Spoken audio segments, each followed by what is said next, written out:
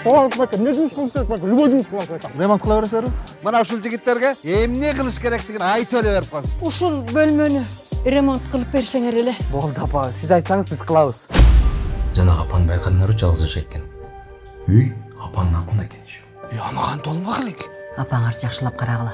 Жашуусу аз эле калды. Бул нерсе биз кааласак каалабасак да болот. Сүйнө өтүрчү ситуация эмес бул. Шаршабаева Сайра сизге ким болот? Документ боюнча үйдүн ээси. Чоң апам болот. Короче, жигиттер, жакшы көрүнүп, апага өз балдарындай мамиле кыла берели. Апа.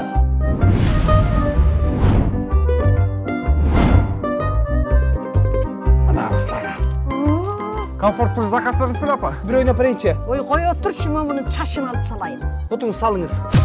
Эмнеге эле мага мындай мамиле кылып атасыңар? Жигиттер муштун ата.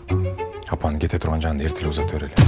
Себептен бактылуу күн бузулар, тутталанам. Жаш сызылар, бакыт кушу. Элестетип атасың $60,000. 6 000 сом бармап көргөн эмесмин мен.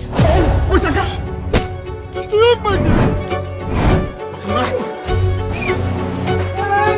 Бул не ака, болду ака. Главное, ден соолук болсо ал кечи.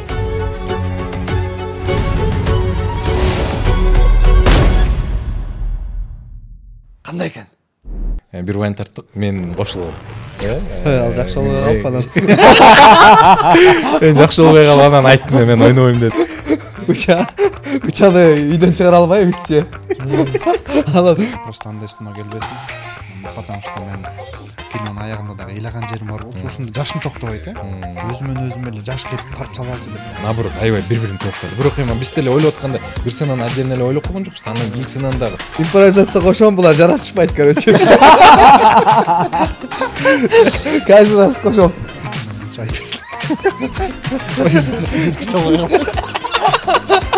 бирден сол сценаны айтып берсин. Болду. Ушу баштаганда. Айт. Спойлер болуп калат деп. Могу локация деп ойлоп атышат көпчүлүк, мисалы азгай. Малышка канча кетти эле?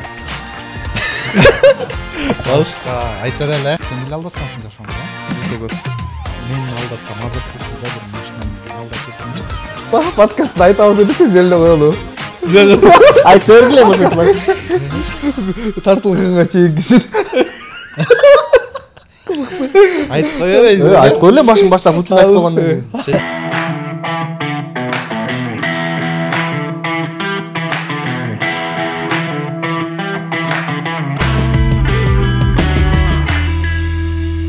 Салам достор, сиздер менен кайрадан Эттен подкаст. Бүгүн дагы сонун бир тасманын үстүндө маек кылабыз. Бүгүн болсо бизге жакшы бир өзгөчө сезимдер тартуулаган, өзгөчө атмосфера менен көрүүчүлөрдүн оюн алам деген ойдо экен. Сонун бир тасма буюрса жакында чыкканы турат. Мамаша, апа деген сөздү тергеп туруп мамаша кылып коюшуптур. Ошол тасма буюрса жакында чыкканы турат. 8-майдан баштап бардык кинотеатрларда. Биз болсо бүгүн ошол тасма туурасында маек кылмакчыбыз. Менин оюмча мындай жигиттердин арасында өтө кызыктуу окуялар болсо керек. Деги эле тасма эмне жөнүндө. Сонун бир маек курабыз. Биз менен жакыныраак отуруңар, чайпайларды даярдагыла. Бүгүн азыр Шумкарбектен мощный шуткалар болот. Тасманын режиссеры Учкон мырза жана ошондой эле башка каармандар Шумкар жана атыңыз атып калдым. Улан мырза. Ошо бир аз акыркы күндөр эстетим. Жаш. Возраст дегенде. Возраст. Ошол тасма кандай болду? Бүттүбү тартып? Ооба, тасма бүттү. Монтаж бүттү. Буюрса монтаж бүттү, звук бүттү, покраска бүттү.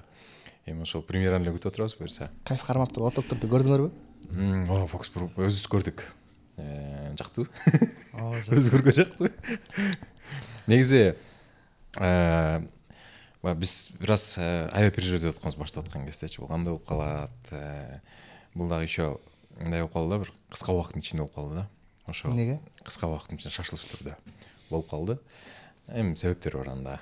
Өз ара себептерибиз бар. Сом тартыш болот. Акча керек болуп калды да.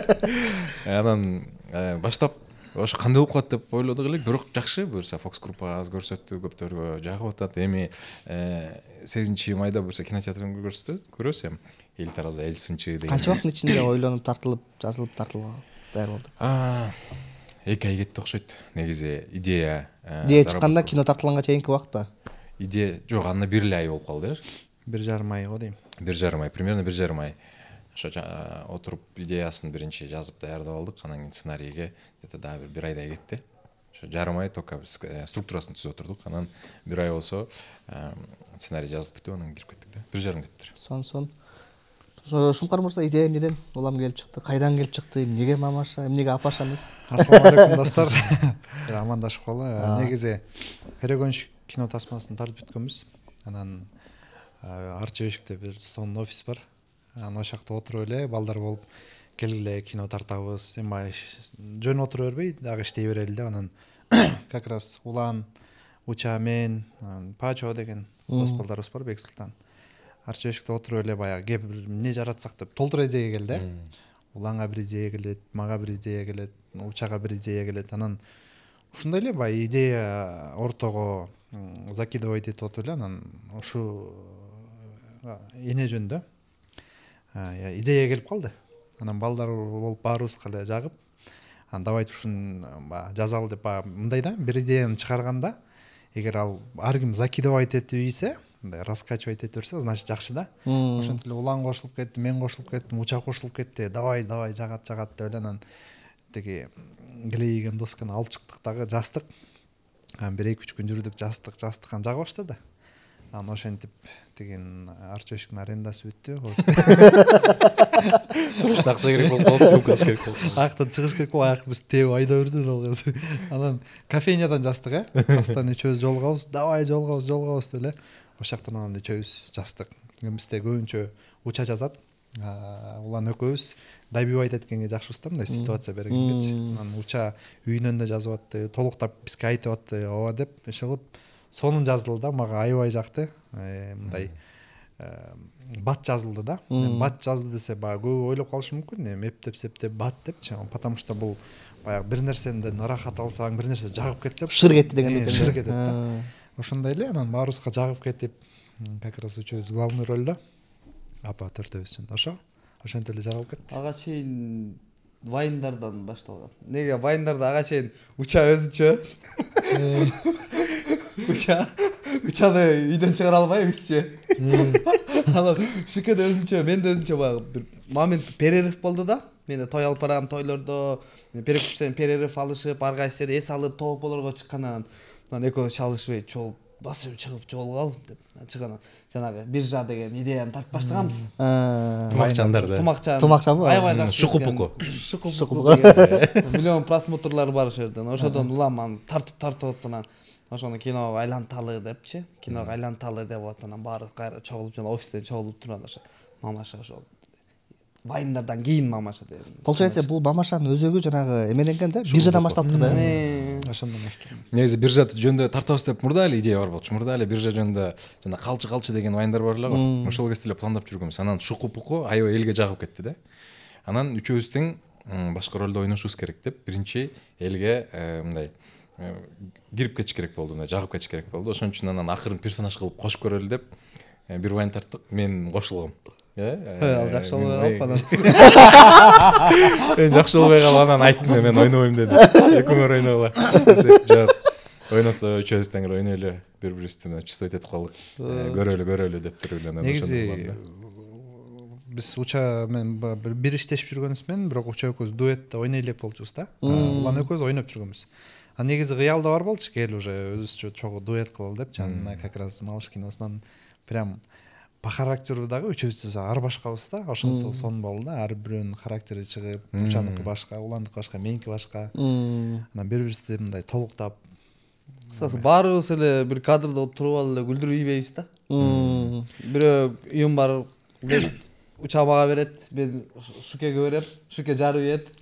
Ортодон кичине чыгып кирип чыгып туруп, кайра Шуке жарат, кайра бул ыргытып. Мен бар. Ар кандай болду, ошонусу менен кызыктуу болду деп ойлойм киночу. Ещё бул кинодочу толуктап коеюн. Эмеси аябай сонун болду да.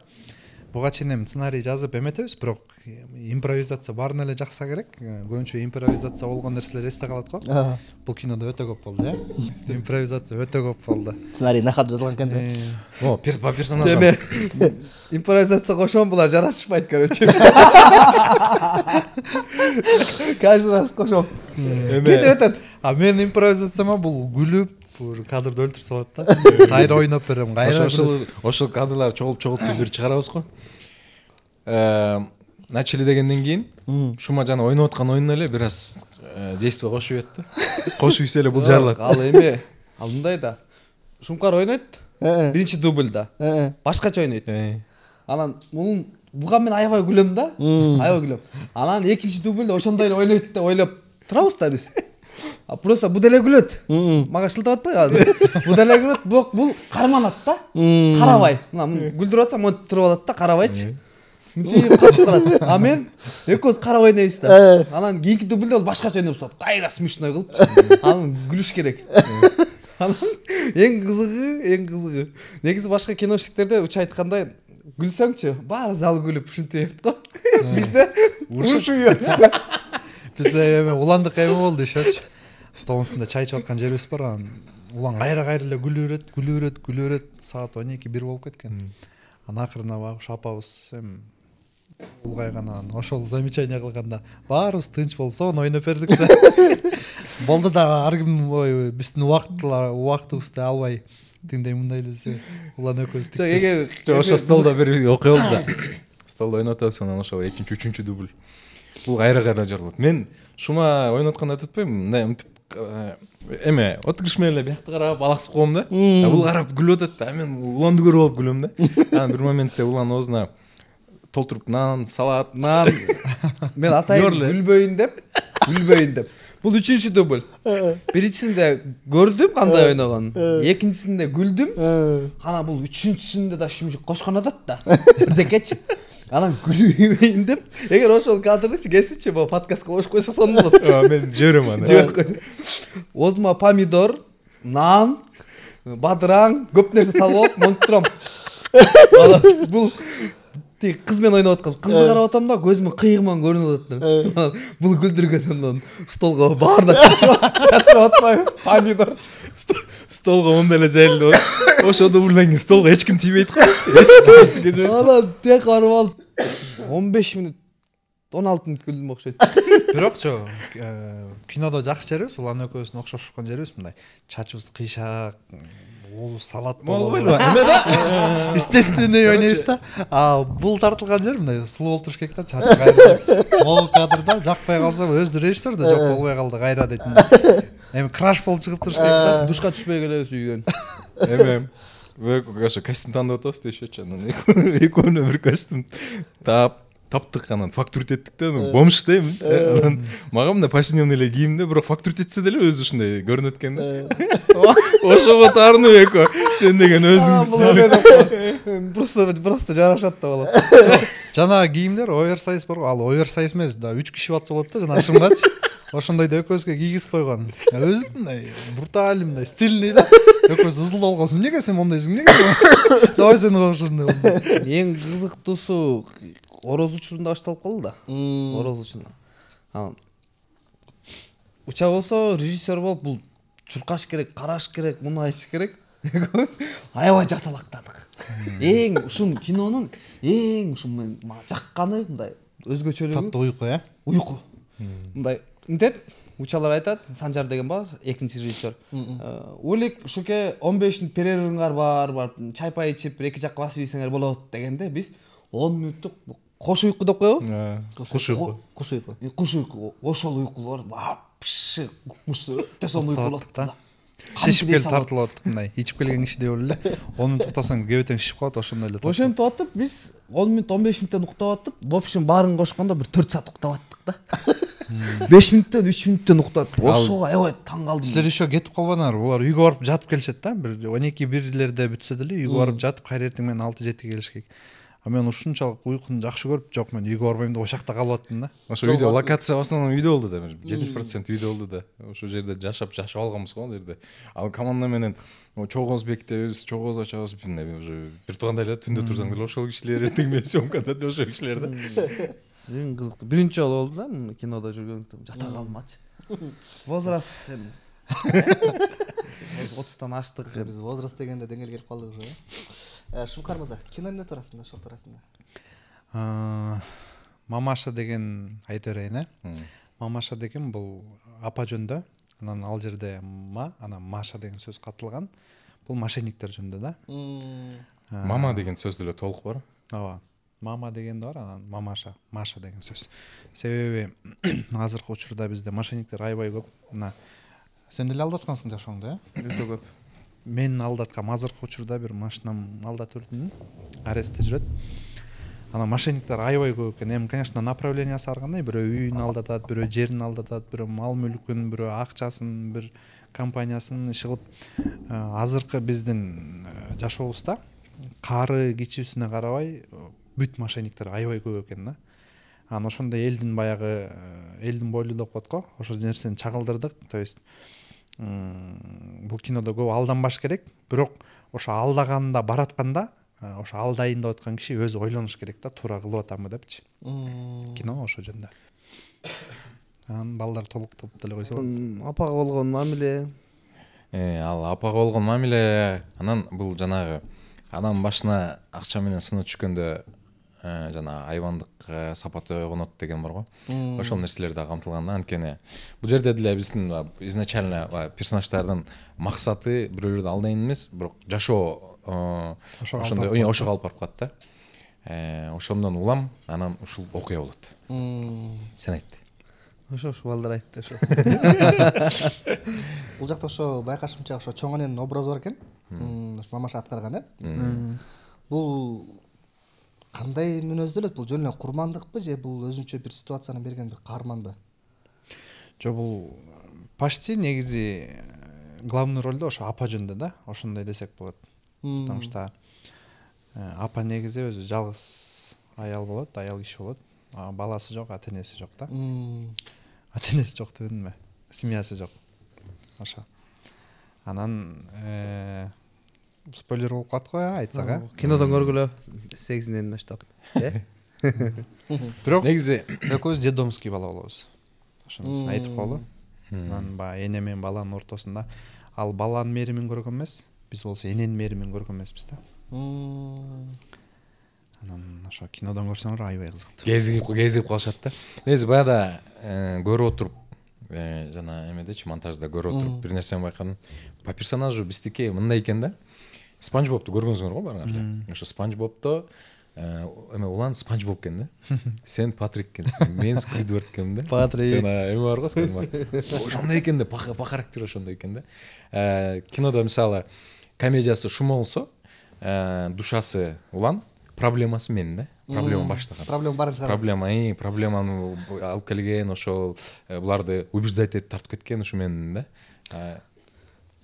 Анан бул жакта мисалы киноңордун өзөгүндө трейлерде өткөндө байкадым да, бул жактан силер деген ремонтко апанын үйүн жасайын деп келип, анан үйүнө кызыгып калат экенсиңер да. Анан сиз азыр да жогоруда айттыңыз, бул болсо мисалы сиз ата-энени көргөн эмессиз, апа болсо баланы көргөн, мамиленин ортосунда болгон иш да. Анан мен мындай ортосунда бир метафорады чөтө байкай кеттим да, бул силер барып үйдү оңдоо дегени менен ошо адам менен ортосундагы мамилени оңдоо дегенде бир метафора бар экен да. Бир мамиленин үстүндө иштөө, мамиленин оңдоонун аркасында бүт окуялардын өрчүшү башталат экен да, байкашымча. Бул окуя башталып мындай да. Ал метафора, если честно, биз аны деле катканга аракет кылган эмеспиз. Бирок ошондой трейлерден же болбосо кинодон көргөндө ошол берилет экен да. Ошондой эффект берилет экен. Анан бул уже со временем бардык нерсе со временем го. Мисалы жөн эле башында ниети башка болуп келип туруп эле, анан эмеси мамиледен адам өзгөрүп атпайбы. Бул эми мисалы в целом фильмде жана ошо жакшы мамиле менен адамды айыктырса болот деген бир маани бар негизичи. Анда азыр мындай детально айтып турган болсом, бир спойлер болуп калат. Бирок ошондой жерлери бар да. Көңүл эң башкысы. Көңүл. Сон негизи тасма менен пасыл эмне болду, эмне айткыңыздар келди? Эми бул киного тартылып атканда эмнени түшүндүм? Баягы эмени түшүндүм мен. Баягы төрөгөн эне эмес, баккан эне дегенчи. То есть бул эми биздин жашообузда дедомскийлер өтө көп, чынымен баягы балалуу болбогандар көп. Бирок бирөөнү багып алса, сөзсүз түрдө эле бирөөнүкү эмес, өзүң балаңдай кылып багып алсаң болот деген ойду бергибиз келген да. Бирөөнү энедеш биз мисалы дедомский энебиз билбейбиз да каякта экенчи, бирок баягы бизде энелик мээримибизди сезип ошол нерсе ойгонот да. Анан учу айтып ой жеткизе албай калдым. Бирден соң эле айтып Болду. Ушу баштаганда. Ол кайра мынтип коет. Айт. Спойлер болуп калат эми. Эчтеге айткың келбейли? Минутада Бул кинодо минутада түшөчү. Газовайт этат, айт. кинодо бул кинодо Сен эмне түшүндүң? Мен өзүмдүк айттым. Азыр мындай да, бул экөөң карап атам да. Азыр кайсы жерин айтып салса эшикке чыгып ушулардын ушу эмне айтасың? Дегенге карап кайтарып отурум да. Энеге болгон эмнемиз көрүүчүлөргө энеге болгон мамиле, достук бар, байлык маанилүү эмес деген бар. Байлык маанилүү эмеспи? Байлык. Ошол баары бар да. Жок, байлык бир нерсе баягы эмесин байлык вкусун жоготот да, убагы. Байлыктын эмеси бар ал жердечи. Мисалы, акчанын башында орду бар. Демеде кыскасы акча үчүн Байлык башка нерседен байланган. Акча үчүн сен момундай аябай туура эмес жаман ишке барбаш керек деген эң негизги нерсе бар. Азыркы биздин заманда, азыркы жашообузда акча үчүн көп нерсе болуп атпайбы? Тоношот, ар кандай нерсе. Ошол нерсени биз кайта бердик да.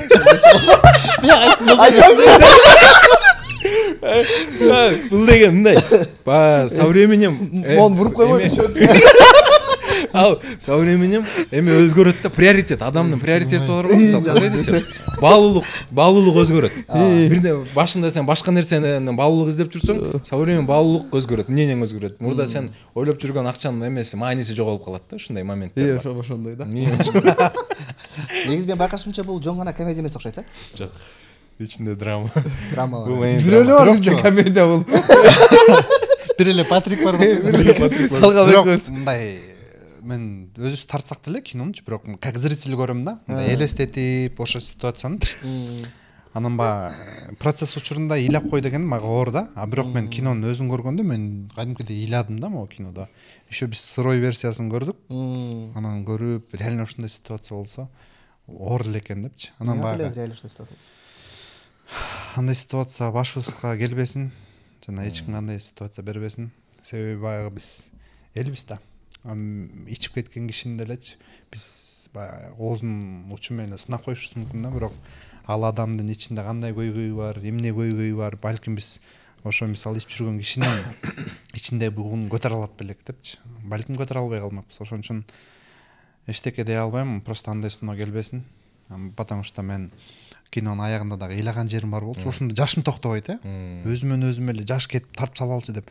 Шолоктоп ыйлап атып уже эмем репликамды айта албай атам да, текстин айта албай атам. Кайра тарттык. Анан ошентип ыйлап тартылдым да. Шкесе мен шунан ыйлаганда оозун асты титирейт, бир титиретсек. Монтип ыйлайм да мен ыйлаганда. Ансын көрүп алып, ыйлап аткан кишиге күлкүң келет да, карап алып. Бирок кино өзүбүзгө жакты эми. Жана сен айтып атпайсыңбы эме депчи? Мун менен эмне максат депчи? Башында деген элдерди тарбиялай. Анан эле эми бул эме менен башында изначально бул элдерди тарбиялоо максатында эмес, бирок элдерге жакшы эмоция тартылуу максатында башталган да. Бирок уже в процессе өзүбүз дагы бул жерим мынтели деп туруп кино чыккандан кийин аябай чоң сабак алчу болуп калыптыр да аягында. Бирок биз башында өзүбүз деле идея ыргытып аткан кезде көбүнчө юмор жагына басым жасаганбыз. Бул жагын мынтип коелу. Бирок реально ушундай ситуацияда кишилерге бир көрүп алып өздөрү ойлонуп калышсын деген деле максат эмес. Бирок бул баратып процесс ошо жака өзү направлять этип кете берет экен да. Именно ошо ситуация биз дагы сценарий жазып атканда деле аягы жок болчу.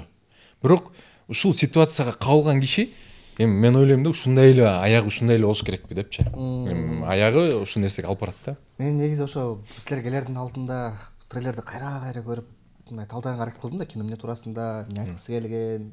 Анан мен негизи өзүм чындап эле көп эле нерсени ойлондум да, мындай карап келипчи. Байкасам кинонун көпчүлүк бөлүгү бир үйдүн ичине тартылыптыр да. Анан бул үйдү мен жөн гана бир үй эмес, бул эмеме да мындай бир руханий бирдикти байкадым да. То есть ошол үйдүн ичинде улуулар менен жаштардын ортосундагы бир мамилени ремонт кылып жасап атышат да буларчы. То есть мага эмнегедир ошол жактан кинонун аркасындагы сөздөрдү окуган жакшы көрөм да. Аркасынан ошол нерселер келе берди да. Менин оюмча бул башында эгерде бул нерселер ойлонулбаса, демек кандай десем, ошол ситуация учурунда келген экен да бул нерсе. Ооба. То есть башында бул нерсе болгон. Башында болгон эмес. Бул со временем ошол каждый моментте көбүнчө кино эми моюн кылыш керек, көбүнчө жерлер импровизация, көбүнчө жерлер сценарийна мисалы структура түзүлгөн, диалогдор түзүлгөн, бирок бир сценанын тартылар астында биз үчөөбүз отдельно бир комнатада отуруп туруп обсуждение кылып аттык да. Жигиттер, могу жерде биз могуну максатыбыз, ошо жерден максатыбыз пайда болот да. Анткени параллельный монтаж болот да. Анан кинолор 15 мүнөттүк бир материал пайда болгондон кийин уже көзгө көрүнө баштаганда уже биз каждый сценага ар бир максат кое баштадык да. Целый фильмге эмес, ар бир сцена ошон үчүн чогулуп аттык. Азыр могу жерде момундай, аягы момундай болуп бүтүш керек. Анан ошол нерселер кийин чогулганда чачыран болуп калбадыбы? Жок. Наоборот, аябай бири-бирин толуктады. Бирок эми биз деле ойлоп атканда бир сценаны отдельно эле ойлоп койгон жокпуз. Андан кийинки сценаны дагы ошого алып барып жабыш керек депчи. Ошол бул сөздөр кийин кайра колдонулганда бир целый фильм болуш үчүн деген да максат болду да. Ошон үчүн андай чачыран деле болгон жок. Наоборот, бири-бирин толуктады аябай сонун. Шухар мырза, сиздин образ жөнүндө бир аз талдай кетсек да, сиздин образыңыз мурдакыларга окшош болуп калган жокпу жоксу? Жок. Өзгөчөлүк бар. Кайсыл киного мисалы? Вообще эле, в общем элеби? Же жалпы. Жок. Характерим башка болот. Мен кинодо эркетай деп коет. Эми бизге по характеру эрке болом, бирок көп нерсени баягы ойго албайм да. Оозум айтып салып берем, же болбосо бир нерсе бир жакшы план түзүп атса башкача түшүнүп алып, оюмду башкача кылып берем. Мен бирок өзүм кылам дей берем, бирок такыр окшошпойт да. Ошо экөөнү угуп жүрө берем да. Будурейде уланды угуп жүрө берет. Мен эмес, мына бирок кинонун уча жакшы толуктап кеткен, мага ошол жери жаккан да. Мен глупый болом да. Кинонун акырында бир жакшы момент бар. Самый глупый человек признается в этом деген жеричи. Ошол жери аябай жаккан да. Эме дейт го? Умный дурачится, дурак.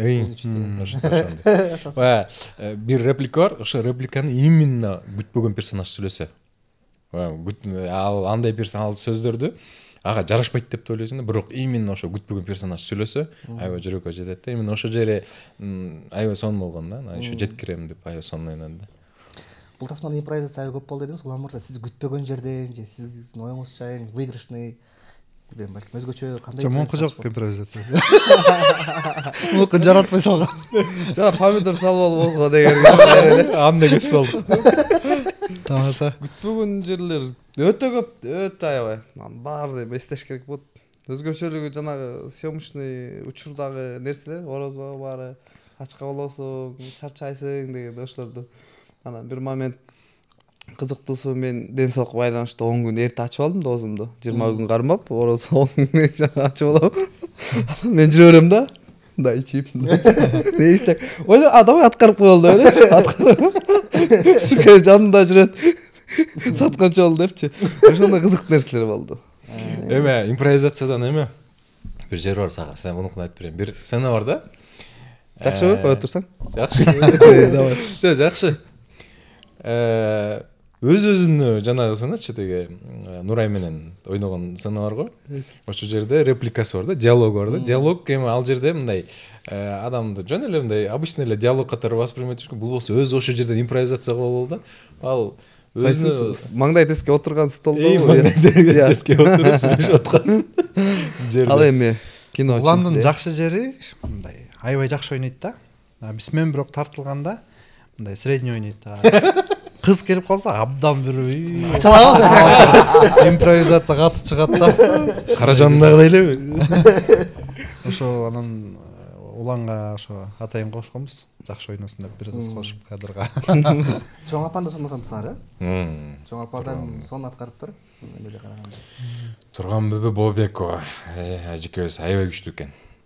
Ал эжекебиз мындай болот го, площадкада уже эмен чувствовать этип калыптыр, камераны чувствовать этип калыптыр. Кайсыл мындай элементарный болот го, мисалы бир действие кылып атып, анан нелепый движение, колуңду түстүрүп эле сүйлөсөң мындай нелепый болуп калат го, жарашпай калат го. Ошол моменттерин аябай чувствовать этип алыптыр. Өзү мындай пландап алат экен да. Заранее өзү ошол жерде кыймыл аракеттерин пландап, анан репетиция кыла берет экен өзү элечи байкап. Анан кадрдан көрсөң аябай прям гармонично отурат да. Эч ойлобойсуң да, аны атайын ошол сенен мисалы чай куюп атканда билинет го атайын кадрда. Могу жерден чай куюп кой десең, чай куюп атып сүйлөп атып, андай да эмес да, анысы да билинбейт да. Шунун баарын ушундай бир гармонично жасайт. Текст айтып атканда дагы жакшы кирет. Аябай, душ аябай кирет экен. Анан бир момент жашы, по-моему, 75те. Анан өзү бир 65тегидей көрүнөт да. Жаш өзүн аябай жакшы алып жүрөт экен да. Анан бизде по образу апа 80 жашта да. 80 жашка чыгып калган. Анан эжеге келип, сиз жашыңыз 80 жашта, сиз жаш болуп атасыз, кыймыл аракетиңиз жашыраак болуп атасыз. Всё болду, түшүндүм деген. Андан кийин уже кыймыл аракеттери реально 80 жашта. Кыймылды оорлоп, кыймыл аракеттери. Аны биз анан монтаждан аябай байкалды. Биз ошо во время дагы көрүп эме кылып оттук, бирок монтажга келгенде реально баягы кыймыл аракеттер 80 жашта. Эч бербейсиң анан. Кайра 75 жашта экен да. Ата жашоодо жүргөндө аябай стильно жүрөт. 75 жаштагылар эжеке болобу же апа болобу? Апа дейт. Жолда. Өзүң деп. Апа деп айтасыз эле. Апа. Апа. Апа деп айтасыз. Мунун трактор бар. Эжекебизди атпайбы, тишип атпайбы? Эми бирок мына площадкага келип туруп бир биздин эле ошо эмелер эжеке деп айтып калышат, анан апа деп, анан кандай балким бирөөгө бир аз башкачараак дейт атты. Бизге билбейм, апа деген удобно болду. Биз площадкада апа деп эле жүрдүк. Өзүнүн апабыздай эле болуп калды. Кийин ошо последний бир сценаны тартып аткан кезде бир тууганыбызга чын эле балдарындай болуп калдык да. Кучактап аткан моменттеринде эме жанагы ошол сценаны окуп илейт. Эметипчи аябай за кадр бир тексттер бар эле, ал жерин окуп атып тура илейт. Анан келип балдарым деп айбай. Жана репликам бар деп атпын, билесиң, текст айтканда мен ыйлаган жерим бар да. Анан токтоно албайм, апаны карасам, апа да ойноп, чын эле илеп атыптыр да. Анан стоп, азыр кайра баштан тартабыз десек, апа мени кучактапчы, сен мени илатпадыңбы депчи. Эми по-любому ал актриса да, чоң улуу актриса, алар жашайт экен да, көрсөтчү. Ошол ситуацияга кирип алышат экен да, аябайчы. А биздикимде кайра тартып салалы давай деп кетебиз да, мисалчы. Анан ошондо таң калдым. Мен ыйлап атсам кошо ыйлап. То есть актер менен баягы ортодо эме болуп туруш керек да. Ошо сцена бүткөндө бир аз ыйлап отурду ошол жерде. Ыйлап отурду, анан эс алып калып, акыркы эмеси болчу. Жок, андан кийин да эметтик. Анан ошо кеткиси келбей, биз менен жүрүп чогуу да, биз тагы кое бергүбүз келип көмүп калган адамдачы. Бирок могу кинодочу комедиядан тышкары биз Карлар үйүнө да бардык. Анан көп нерсе ойлондурду да, чындыгында. Айтыла берсин эми. Бирок Карлар үйүнөн эми кирип көрдүк да, бирок эң жүрөктү ооруткан нерсе ошо болду да. Ошо. Негизи бул жакта аябагандай сонун бир нерсе бар экен. Учурунда кимде ким апасы жанында болсо, ошонун ар бир сөзүн барктап баалай билгиле достор. Бул жак жантан бери айтып аткан нерсебиздин баардыгы эле ошол нерсеге баратат, чындап келгенде. Апабыз жаныбызда, апабыз көзү барда, көбү силай билбейт чындыгында. Айткан сөзүн туура эмес көрөт, өзгөчө жаштар. Бул кинодагы мына карап келгенде өзүнчө бир кандай десең, адамдарга бир эме берет да. Тарбия берет да, мындай. Көп өткөндө келип кээ бир адамдар айтышат, эми кино тарбия берүүчү жер эмес, ал эс алуучу жак депчи. Бирок ошо менен биргеликте эле кино дүйнөлүк ой жүгүртүүнү өзгөртүп коет атпайбы, мисалы, дүйнөлүк кинолор ошол сыяктуу эле бул миң уккандан бир көргөндөн көбүрөөк таасир алат эмеспи? Анан менин оюмча мындай тасмалардын чыкканы аябагандай сонун да. То есть бул апаларды сыйлаганды, улууларды сыйлаганды, улуу менен жаштардын ортосундагы мамилени чагылдырган бул тасмалар болгону аябагандай сонун да. Анан ушул үстүндө иштөө процессинде мисалы силер чыныгы болгон окуяларды карадыңарбы, кабылдыңарбы ушундай ситуацияларга? Чындыктын негизинде деген нерселер барбы ортосунда? Чындыктын негизинде деген жери бир эле жери кошулду. Волонтер кыз болот. Ал келип ошол апага убакыты менен келип көңүл буруп турат, жана үйүн жыйнашып.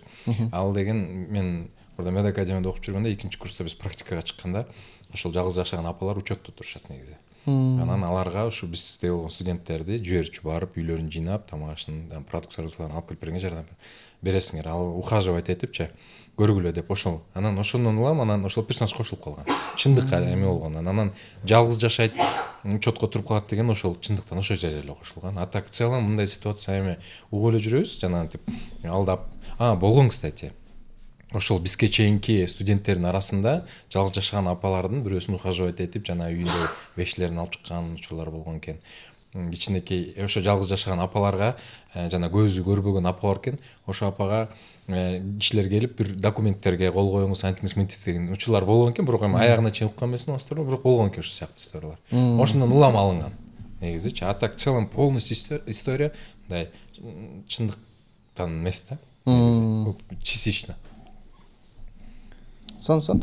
Бирок мындай карап келгенде негизи болушу мүмкүн. Толук кандай болушу мүмкүн. Бул нерседен абайлаш керек. Жана Машаңар жакты да. Маша, сиз машаниктерди тергеп койгон да, эркелетип Маша деп. Ошо Машалардан абайлап достор. Жакшы. Жана сен айтып кетпедиңби? Эме депчи, бул тарбиялык маанисин бериш керек депчи. Бул туура эле. Тарбиялык мааниси, бирок бул жанагындай экен да, бир жерден уккам, жаш балага мисалы тарбия берет го. Мисалы, муну кылба деп Нормально. Сон эфир кылып атасың. Жаш балага мисалы могу нерсе бар го, муну кылба десең, ал кыла берет го. Анан кылбасаң мисалы конфет берем дейт го. Бул кино деле ушул сыяктуу экен да. Күлкүлүү мисалы жакшы эмоция тартуулап, мисалы бир комедия тартуулап туруп, анан аягынан ошо жана тарбиялык маанисин берсең, ошо көбүрөөк экен. Анан жөн эле кинонун баарын эле сабак болсун деп эле унтпетиң берсең дагы это ясно дейт да. Ошон үчүн бир поощрение кылып туруш керек экен да, мындай берип. Юмор менен берип туруп, аягында сабагын берип коюш керек экен да. Туура. Улан мырза, сиз Шумкар мырза менен буга чейин мен билишимче Понтто бирге дуэт болдуңуздар беле? Доскеде дуэт болдуңуздар, э? Понтто ким эле? Алтынбек болчу. Алтынбек. Бар болчу анда бирок. Анда да бар болчуңуз беле? Бирок эмеде Доскеде көңөр дуэт болуп аткаргансыз. Бөйрөм ооруп, азыр да ооруп атат ушул. Доскеде экөө эле болчу, башка жок болчу эч ким. Экөөбүз. Сиздин мурутуңуздар таанып алганбысыз? Жок. Ал мен эмес. Мен эмес ал. Ким ал? Билбейм. Азим болуш керек. Бирөө, короче. Бирок эмнегедир мен жанагы бир жерде сурабадымбы? Ошол жактагы образдарыңарга бул образдарды кичине окшоштурдум да. Кинден көрүп атыпчы. Анан ошо экөөнүн мен сурайын дегенде канчалык деңгээлде жакындык окшоштуктар бар ошол моментте. Ал жакта дагы сиз жанагындайсыз го, оюңузду айта берген, жөнөкөй мындай.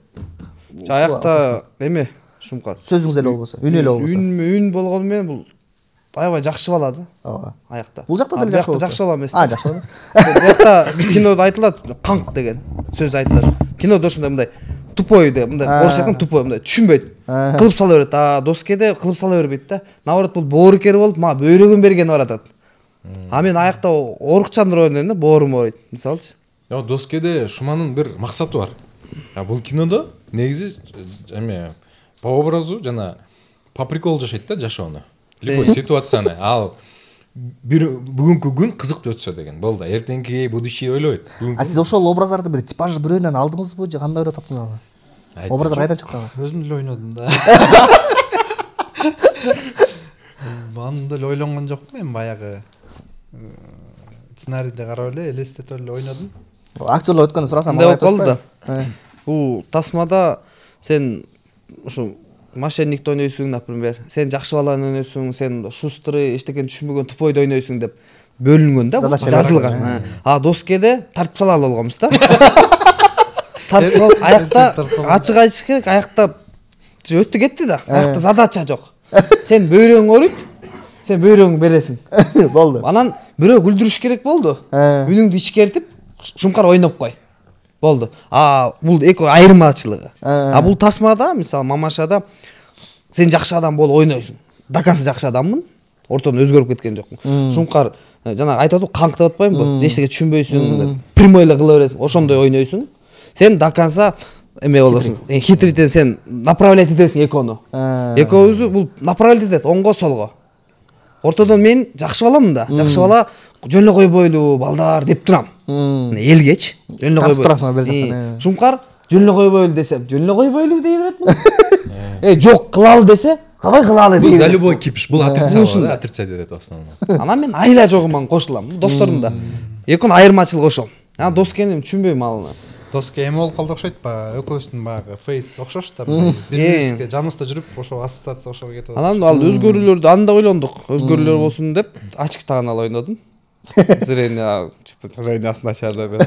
Өзгөрүү бар, чынында бар. Дагы сливать этип кетпесин деп учан ортого коюп ойнодук. Көзү жартага туруп да. Өзгөчө ваннадан да.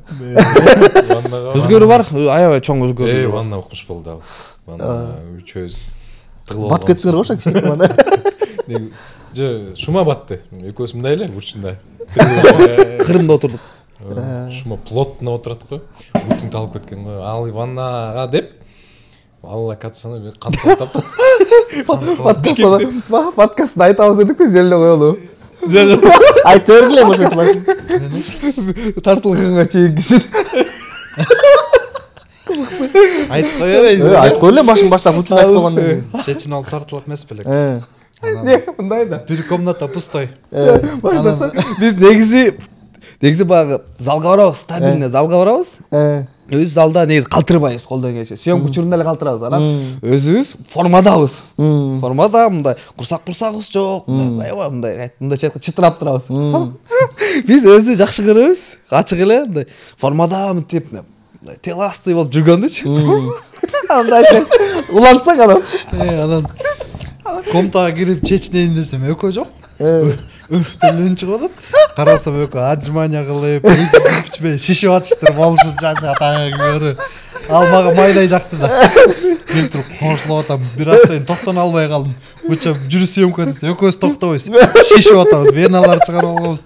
Давай эртең тартып салалы деп приседания кылып алганбыз. Анан кичине баягы спортко барып жүргөндөр билет бошко кичине шишисиң да, кош эмес, бирок кичине тысырайып алып анан тартылып атабыз, эчтеке болбогондойчу. Иничектерге ташап келдирип алганбыз. Ачырмай калсын, турасын. Бир сынык кирпич, бир таш. Аябай ошол аябай кызыктуу болду чынында. Өстө күлөбүз. Таш алып кел десе, кел отжимания кылып кол дедик да. Отжимания кылып койсо, анан что-то бул отола баштады да. Плечо бере коелу, плечо. Ваннадан үстү көрүнөт да. Мен таш алып кел дедик, таш алып келсе по приколу. Алды. Мону кылсын мен да кылып койгом. Видеолор бар негизи. Көрсөң күлүп. Ошо видео болсо видеосун Ошо музыкасын да коюп алган телефондочу. Музыка коюп койгом, мотивация. Операторлор күтүп атат, звукач күтүп атат, баары күтүп атат, банда күтүп атат. Биз тренировка кылып атабыз. Өлө кызык болгон. Тренировка кылып турганда барып туруп ваннага туруп шишип алып. Анда дагы мындай жөн отурбайсың да, кадрга мындай удобный таап мындай плечалар. Мынтип отурганда курсак чыгып калса мындай аракта. Отыгышмас уже положение. Начал дегенге чейин момундай уста барыбыз, нормально эле, начал деген уже. Ал ваннаны биз Бишкекте ваннага албай калганбыз, тиги кантка барып таап келдик. Кантан ар экен ал. Узун ошо именно чугунный советский ванна бар, мындай ванна болсо сынып кетмек го дейм. Үчөөбүз батып алганбыз. Эме биз тургандан кийин эме суу мынчалык эле алды окшойт, түндө эле. Мынчалгандан суу эме болчу. Сары Тунук болчу. Капкара болуп калды. Ошондой кызыктуу чыр Учкон болду. мырза, сиз бул тасмада башкарган да болуп, плюс режиссер да болуп турсуз да. Канча чыгат ушуларга? Мен так негизи Бакытбай ушуларга так түшүнмөйм да. Өзүңөр башкы роль болуп туруп, кантип режиссер алгансыздар? Кантип ушуга жетишесиңер? Күчтүү экинчи режиссер тандап аласың да. Тандап алып туруп жакшылап карап берип кой, мен эметип туруп, анан барып контролго эле келип туруп, могу жер момундай максатын түзүп берип коесуң, а так пайгире байкап турам. Ал Санжар Осмонбеков Ифриттин режиссеру да. Ал деле уже билет да. Ал деле наоборот поправкаларды көп айтып атат, могу жерде мындай даже кадрда болуп калса мага поправка айтып берет да. Могу жерде мындай болот деп. Ошон үчүн жеңил болду. А так анча-мынча жерлерден болсо, мисалы, общий болуп аткан болсо, крупно бул жакта болуп аткан болсо, телефон коюп алып мынтип карап, поправка кылып. Анан наоборот площадкада болгондо оңойраак болот экен еще. Играсын, тексттерин өзүң угасың, напрямую бойча. Наоборот, жакшы экен. Мындай иштеген. Бирок чарчап калат кезиң бирок. Чарчап калат. Фокус кетип калбайбы дегеним го? Бираз. Чарчап калат кезиң. Именно орозо убагында болгонго дагы бираз эме болот. Мен өчүп калат бир моменттечи. Еще площадкада болушуң керек, еще эмени плейбекте караш керек болуп аткан моментте чарчап. Бирок в целом мындай болот экен көнсө. 1-2 күндө көнүп калдым. жакшы. Биз уктап аттык, кичине уктаган жок бул. Канча күн тартыптылар? 17 күндө. Жакшы. Перегонщиктерди тартып бүтүрдүңөр. Перегонщикке баягы жогоруда келип айтканда аябаган көп каражат кетирдим дедиңиздер эле. Мында мен байкашымча ошол жагын кичине экономдогон окшойсуңар. Дейин десек кандай эле болбой калды. Перегонщикте эмес, бирок малыштыкынан ашты окшойт даже. Ошого таң калдык да. Потому что бизде азыр кинонун артында иштегендер кымбаттады. Көп нерсе кымбаттап кетти да. Баягы баа жок. Анан биздин көрүүчүлөрүбүздү баягы эле ойдо сыйлайлы деп жакшы техникаларга тарттык. CTR-дан алып тарттык да. Чоң рахмат CTR. Шылып чоң каражаттар кетти. Канча кетти жалпысынан? Жакшы эле кетти. Малыштыкынан канча 130 кетти эле да. Ушу суроону жооп бере эле койсоң го. Ушунун нерсени мен Ушунун койду сөтө чыккан. Канча айтат? Неге бүгүн сөт килип турат да? Жакшы кетти. Просто жакшы кетти да айта албай элечи ушу суроону качып кеткенсиң. Неге жакшы кетти?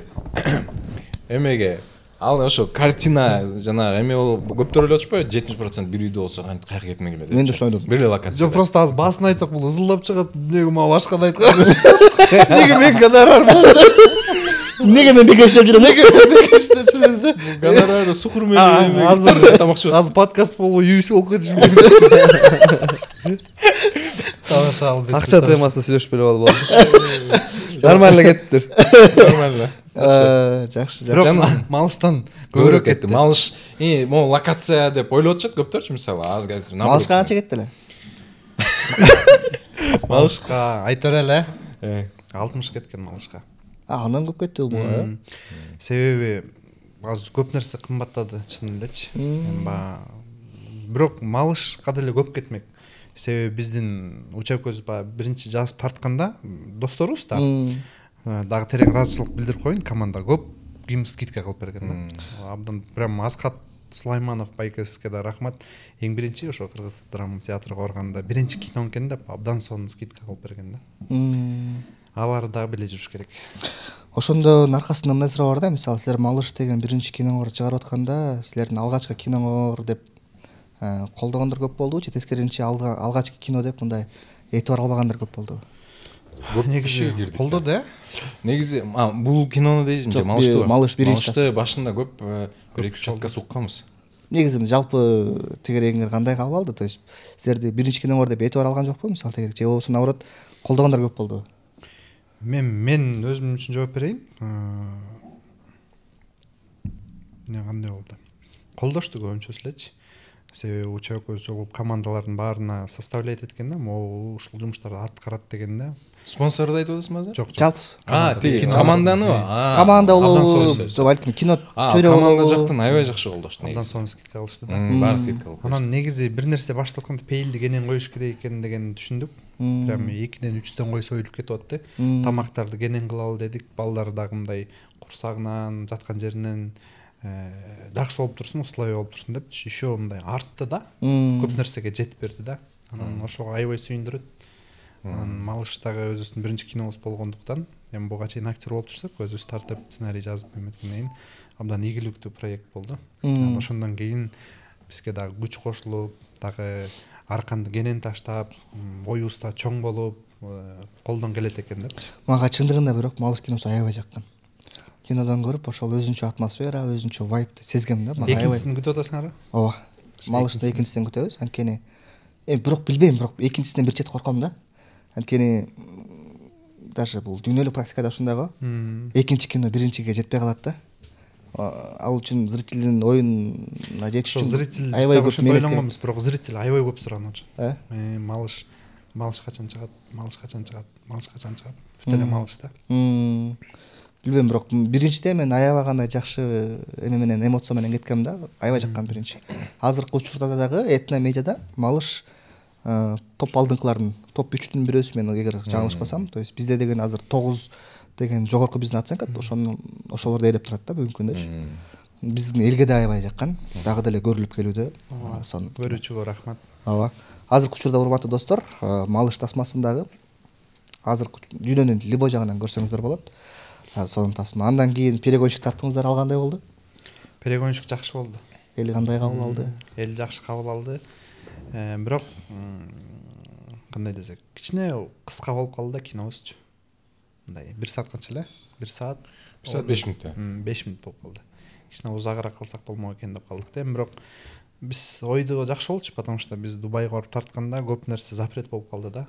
Свободно иштей албай калдык. Анткени аяктын полюстери штрафты страшный салышат экен, анан кичине ошол жагы кино кыска болуп калды. Так аябай жагат мага перегонщик. Потому что Дубайга барып тартып келдик.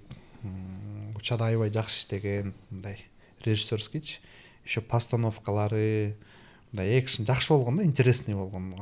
Көп акча сарпталып турганы билинип турат. Негизи ошондой кинолорго өтүш керек. Биз деген баягы кичинекей эле бюджет менен тарта бербей, алдыга жылышыбыз керек да. То есть максат чоң, жакшы. Жакшы. Каражат болсо, аябай сонун кинолор тартмакпыз, бирок акырындык менен ошого келип атабыз. Өзүн жаптыбы? Ооба, актаган. Өзүн актаган, то есть пайда түшкөн. Ооба. Сон. Урматтуу кыргыз элим, мына ушундай биздин чыгармачыл адамдардын эмгегин колдоп, кинобузга келип берип турсаңар эле, аркасында малыш эки болобу, андан да жакшы болобу, сон проекти буюрса жарала берет. Ошондуктан негизи кыргыз элдин айланып эле кетсе болот да. Анткени башка өлкөлөргө салыштырмалуу өзүбүздүн тасмаларды аябай жакшы колдоп келет бүгүнкү күнгө чейин. Достор, ушул табитиңерден жазбагыла. Буюрса 8 майдан баштап чоң экрандарда жарык көрөт Мамаша тасмасы. Андан кийин кинотеатр бүткөндөн кийин Этно медиага сөзсүз түрдө келет. Бул жактан да көрсөңүздөр болот. Кыргыз киносун, ошо кино жаратуучуларды официалдуу площадкалардан көргүздөр демекчимин. Бул анткени ушунча мээнет, ушунча эмгек, бул деген акталыш керек. Мунун акыбети бар, мунун мээнети бар. Анан бүгүнкү күндө эми жашырганда эмне ар кандай пираттык жол менен тияк-бияка чыгып кеткен учурлар болуп атат. Ошол нерсенин чыгарган адамдар дагы, көргөн адамдар дагы ошол нерсенин жоопкерчилигин алса деген ойда. Анткени көргөн адамдар дагы ушул адамдардын эмгегинин акысына кирип калып атасыңар да. То есть бул негизи туура эмес да, негизи карап келгендечи. Ошол үчүн бири-бирибиздин эмгегибизди сыйлайлы. Сиздерди кыймашып кетсе, азыр 150 сомго бир кинонун жарымы эле да, то есть билеттин жарымы эле. Үй бүлөңүздөр менен 150 сомго алып көрүп алсаңар, менин оюмча артык кылбайт да. Анан ошол нерсени жакшынакай көрүп, акысын берип көрсөңүздөр, биздин дагы эргибиз анан дагы күчөйт, дагы да сонун тасмалар жаралат, дагы кыргыз киносу алдыга өнүгө берет демекчибиз. Ошол аябаганда сонун нерсе. Так, анан биздин уже кийинки бөлүгүбүз, баягыдай трейлер рубрикабыз. Силердин трейлерлерди көрдүк. Трейлерди жакты, ичин чукуладык, кукуладык. Арасынан суроолорду топтодук, дайындадык. Силер негизи санааччы элек. Персонаждар санааччы элек. Азыр өтө нерселерди санай берет. Дайырсар канчалык көрдүңөр трейлерди, кара ошол сурап. Трейлерди монтаж кылып аткан кезде бир 10-15 жолу көрсөк керек. Андан кийин дагы бир 15 жолу, 30 жолу көрсөк керек. 30 жолу көрүп койдуңар, сизчи? Аз көрдүм го дейм. Аз эле. Уламырда сиз жаңы эле көрдүм. Мен деле азыр 2-3 жолу эле көрдүм мен деле. Азыр трейлер деген рубрикабыз, биздики трейлер рубрикабыз бар. Трейлердин ичинен ар кандай стоп кадр кылып алам, же болбосо бир нерселерди чукуп алып бир суроолорду табам. Ошол суроолорго жооп берсеңер, азаматсыңар, жооп бере албай калсаңар, биздин бир любой каалообузду карасаңар. Уча жооп бере берет да. Ар бирөңгө бирден суроо. Ар бирөңгө бирден суроо да. Дагы бир көрүп алсак болобу трейлер? Көрүп алгыла, кааласаңар, болот. Маселе жок. Так, азыр 1 мүнөт. Так, кимден баштайлы Кучан мырза? Шумкар байкеден баштайлы. Окей. Так. Эй, да койчу да кече жабан келди. Тияктан айтып койсом. Эй, деп калсам, көчөдө отурасың го. Кете муну өчүрүп турду. Так, кеттик эле. Кинонун башында сиз жогоруда айткандай идеянын башы болгон, бул биржадан башталат экен. Барыңар биржада отурасыңар, машина келет, барып отурасыңар, алып кетет экен да. Анан ошол жактан мындай эң алгачкы суроо, ошол жерде канча биржа үйгө отурат? Ошо мен айттым, ошондон баштайт. Азыр мен ошону санап турубуз, бир примерно айтайын, жакындата. Жакындатыңыз, мен жоомду алайын. Так. 2. Так. Общий кадрда да. 24 киши келген машина. 20дай киши го дейм. Кадрда да просто канча. Жакшылап ойлонуп көрүңүз. 18.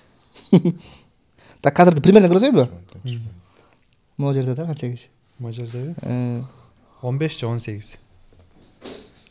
Так, акыркы жообуз 15 же 18. 15-тен 18 чейин. 18 деп коечу. Так, сиздеріңізчі қанша? 24. 24. Сіздікіше? Жаңа кадрда, Кадр. Бұл кадрда 18 жетпейді екен. Машинаның артындағылар көрінбей қалып тұр да. Жо бар екен. Тоқтаған жерде стоп кадрда айтып отырмын да. мен. Же машинаны мен атайын алып келіп тоқтаттым, что барқасындағыларды көрінгендей болчу. Жалпы ошол жерде көрінгендер санадым да. Бирөө басып кетіп қалған, Мен тартылмай кетіп қалған 23. Ошол жакта чындап эле Бирөө кетіп қалған. бир жабыктар тартыңарбы негизи ошол жерде? Өзүң алып келдиңби? Таныш бирөө. Ал жер биржада эмес? Лефтовство эмеспи? Лефтовство эмес. Силерге суроо кайсы жер? Могу эме окшойт, билинка окшойт, Ой, билинка го, лефтовство эмеспи могу? Лефтовство билинка жак экен да? Жок. Тапкылачы? Билбейм. Биз да билбейбиз да. Билинка болжо. Так, акыркы жогуңуз канча? 18. 18. Туура эмес. Сиздики? 24.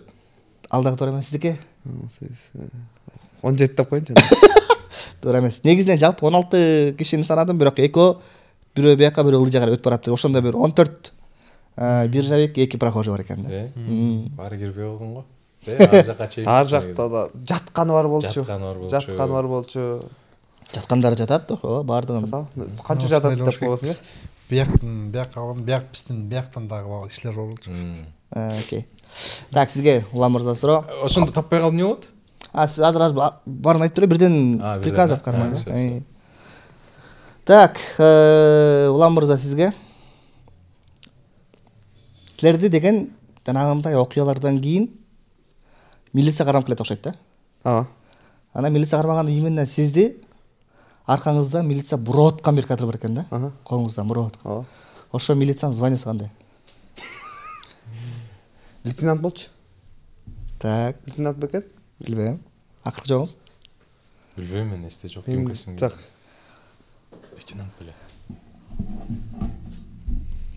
Звучка болуш керек. Если Мараттын формасын кийсе, младший лейтенант. Младший лейтенант болуш керек. Ой, младший деп старший, старлей болуп. Старлей. Эме канча? Старший болуш керек. 2 звучкабы? Канча? 2 болобу? Же бирөө эле? Жок, 2-3 болот. 3, Кичинекей. Ошо 3 го да мен деле билбейм.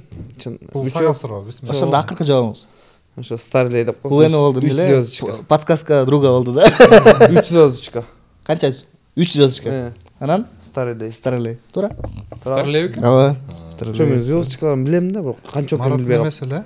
Мараттык болсо эгер деп атам да. Мынакей 3 звездочка турат, Старлей экен. 3 звездочка бир полоса. Менин форма окшойт. Жакшы. Эми сизге сурайын, жөнөкөй суроону сизге берели. Силерде Канча бюджет кетти деп коюн. Баардык ызычуу баары ортосунда болуп атканда бир кара фургонго салып туруп алып кетет экен да. Анан аркасынан фургон аркасынан чуркайт келсеңер, кыскасы 2-3 жерден болуп тур да. Ошо фургондун номери кандай? Ошону эстеп койбой, ошону эстеп аткам деп кой.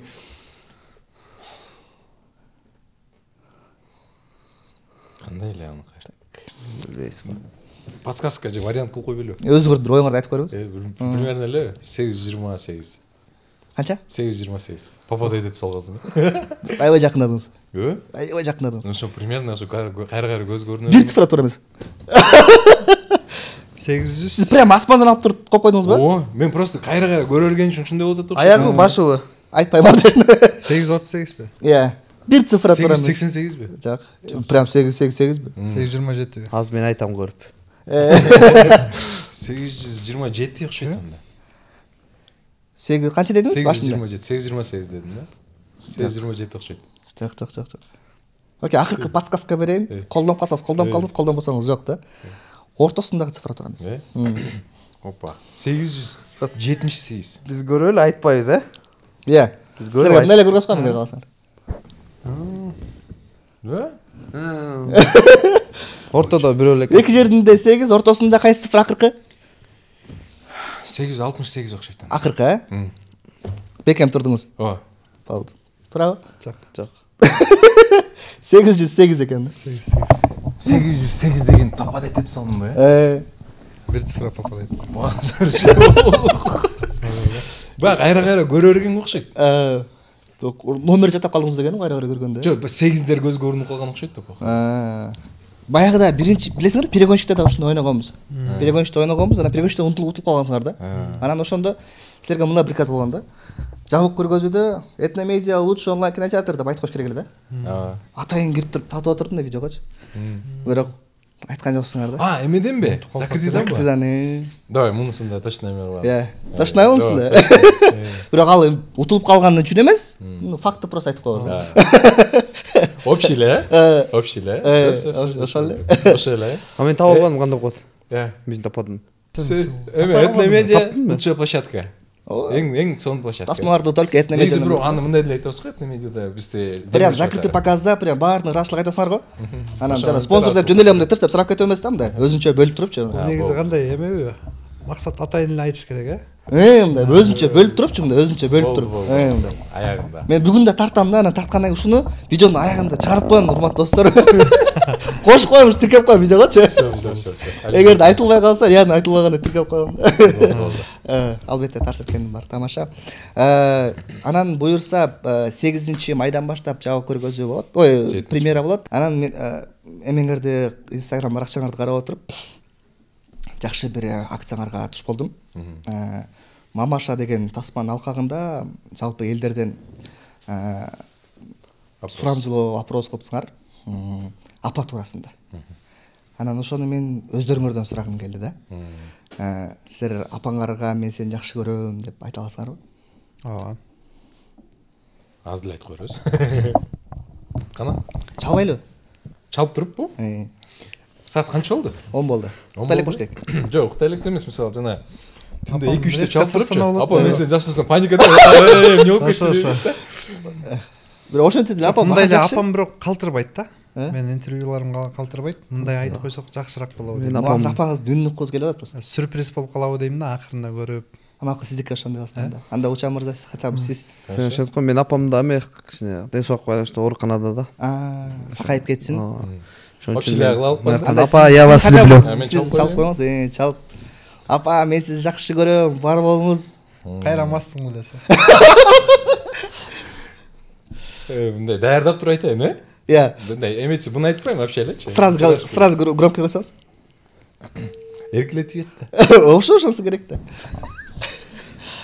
Мен да апам ошондой эле эркелетет. Эркелетиши азыр эстеп калса шылдың дейт булар. Жок, нормально. Эркелеткен апабыз бар болсун деп турам. Алло, мам, кандайсыз?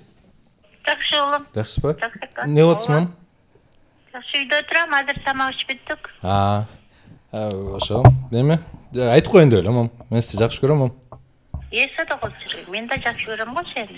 Хорошо, мен сизге чалып. Кармай деп кой тапаш. Хорошо, мам. Анан да чалам. Ладно. Эсе да кылып. Давай, пока. Эркелетип. Мен эркелетип коялдык. Эркелеткен жерин аккуратно кесип туруп алып коелу, э? Жок, кала берсин. Бул эркелеткен апабыз бар болсун. Апаңыздын эркелеткенинен уялбаңыз. Жок, мен андан уялбайм просто. Андан кийин ошондой айтабыз дейт, могул экөөнү чырагынан кайтамат да просточу. Жата калды эле. Не деди? Кеспейли. Иә, кеспейли. Жок, кеспейбиз бул нерсе. Иә. Сармайм деди. Ошо куламы болду да го. Сан эркелеткен апаларыбыз бар болсун. Бул нерсеге зар болуп калбайлы да. Анткени чындыгында бул нерсени баркын билиш керек. Азыр көбүнчө апабыз эркелетсе кыжалып болуп кетебиз го. Наоборот, ошого барктаналы. Ошо эркелеткен апабыз бар болсун. Өмүрлүү болсун. Баарыбыздын апабызды ошо кучактап туруп, ошо эркелеткенин угуп, бетинен сүйгөндөн артык эмне бар бул дүйнөдө. Ошо.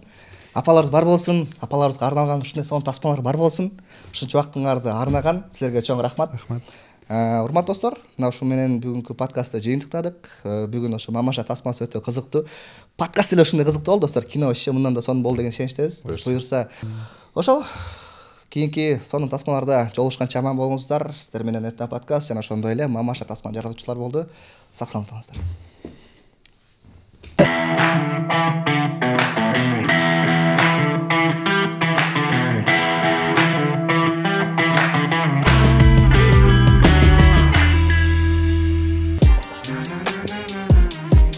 Не жұмыс қылыш керек бәлкім, любой жұмыс қылып айтам. Ремонт кыла бересиңерби?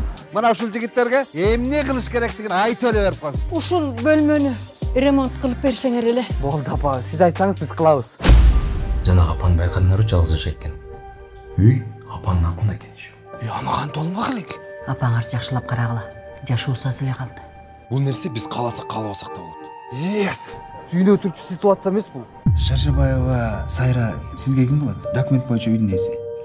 Чоң апам болот. Короче, жигиттер, жакшы көрүнүп, апага өз балдарындай мамиле кыла берели. Апа.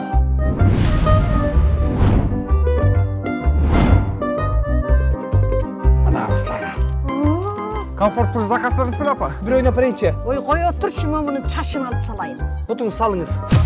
Эмнеге эле мага мындай мамиле кылып атасыңар? Жигиттер, муш мен ата. Апаны кете турган жанды эртелеп узата берели. Не себептен бактылуу күн бузулар. Тутталанам. Жаш сызылар. Бакыт кушу.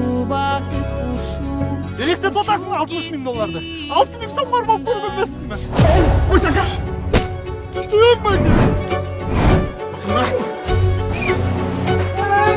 Пул не ака, болду ака. Главное, ден соолук болсо.